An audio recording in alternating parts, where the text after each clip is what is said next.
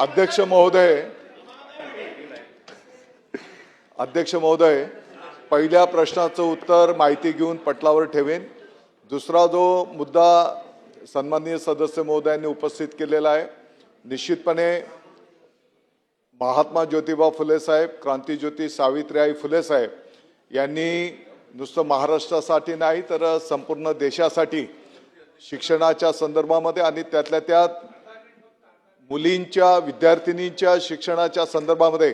जे महान कार्य केलेलं आहे तो निश्चितपणे आपल्या सर्वांच्यासाठी ते दैवता समान आहेत आणि म्हणून देश पातळीवर त्यांचं काम आहे याचा उल्लेख त्या ठिकाणी केला जाईल। आता येणाऱ्या काळामध्ये ज्या पद्धतीने मागच्या वर्षाला आपण पहिलीचा अभ्यासक्रमाचं नवीन अभ्यासक्रम त्या ठिकाणी आणला, चालू वर्षाला दुसरी, तिसरी, चौथी आणि 6वीचा पण आमदार साहेब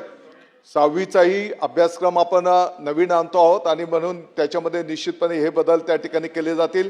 छत्रपती शिवाजी महाराजांच्या साम्राज्याच्या त्या काळाच्या नकाशाच्या संदर्भामध्ये आपल्या महाराष्ट्राच्या भावना केंद्र शासनाला त्या ठिकाणी कळवण्यात आलेल्या आहेत आणि आपल्या माहितीकरता मला सांगायचं आहे की यापूर्वी छत्रपती शिवाजी महाराज जे आपलं दैवत आहेत यांचा इतिहास CBSE पॅटर्नमध्ये फक्त 1.5 कॉलम शिकवला जायचा। या संदर्भामध्ये माननीय मुख्यमंत्री महोदय, माननीय उपमुख्यमंत्री महोदयांच्या वतीने आपण केंद्र शासनाला विनंती केली आणि त्या विनंतीला केंद्रीय शिक्षण मंत्री महोदय धर्मेंद्रजी प्रधान साहेबांनी मान्यता देऊन 1.5 कॉलमचा इतिहास आता 22 पानं आणि आपल्या सर्वांच्यासाठी अभिमानाची गोष्ट आहे की संपूर्ण भारतभर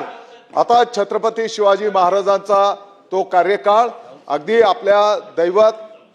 अहिल्यादेवी होळकर साहेबांच्या पर्यंत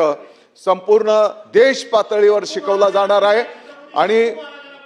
आणि या संदर्भामध्ये मला हे पण निदर्शनास आणून द्यायचं आहे की कदाचित पाठीमागच्या आपल्या शिक्षणाच्या काळामध्ये थोरांचा इतिहास, थोरांची ओळख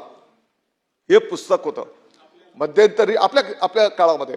की ज्याच्यामध्ये जे आपले मानबिंदू आहेत त्यांची त्या ठिकाणी धड्याच्या माध्यमातून माहिती असायची।